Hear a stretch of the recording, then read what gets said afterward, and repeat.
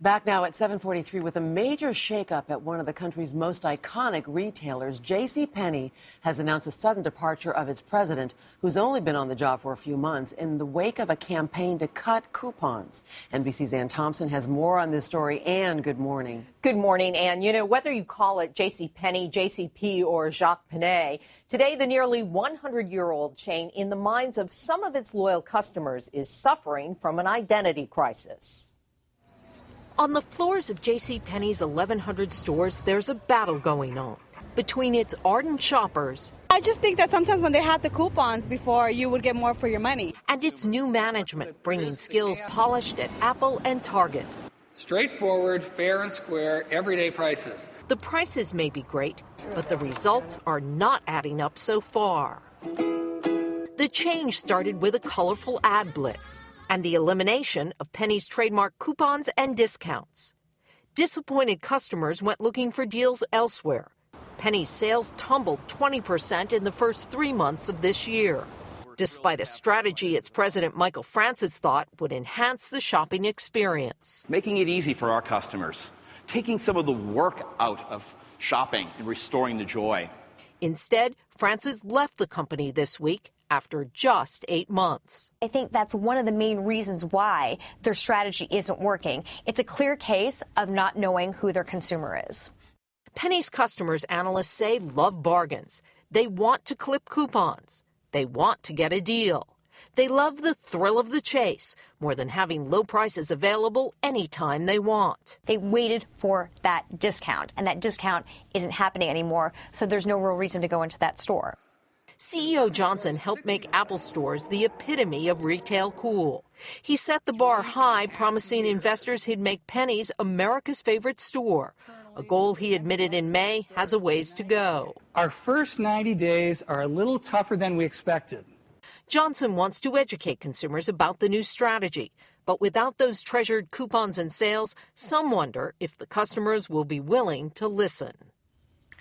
In a statement to NBC News, a Penney official says the departure of President Michael Francis does not signal a change in strategy. They are still going ahead with their plans to transform the Penney chain into a new shopping experience. Ann? All right, Ann Thompson, thank you so much. Well, Donnie Deutsch is the chairman of the advertising giant Deutsch Inc., and he joins us this morning. Donnie, good morning. Hey, Ann. So listen, here are the numbers, and they're pretty startling. The retail chain reported a $163 million loss in its first quarter. Revenue down by 20%. Sales fell an average of 19%. You know all about this stuff. What went wrong, Donnie? Very simple. And a little ad hoc focus group happened here.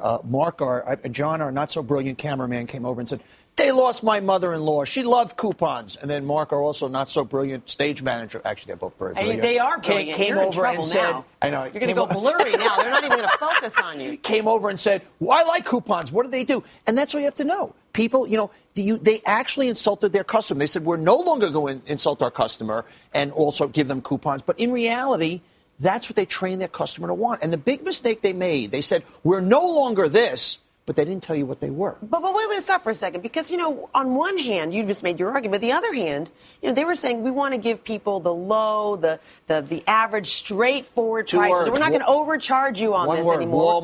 Walmart. You're never going to beat Walmart on pricing. So they couldn't compete there. They couldn't beat the specialty stores. You've got the Amazons of the world. And all of a sudden, they say, well, we're not going to do coupons anymore. We're going to give you reasonable prices. You know what? People want more than reasonable. It's a classic mistake of not being in touch with your customer. Also, to reinvent your company in a down economy, is that ever a good idea? Well, yeah.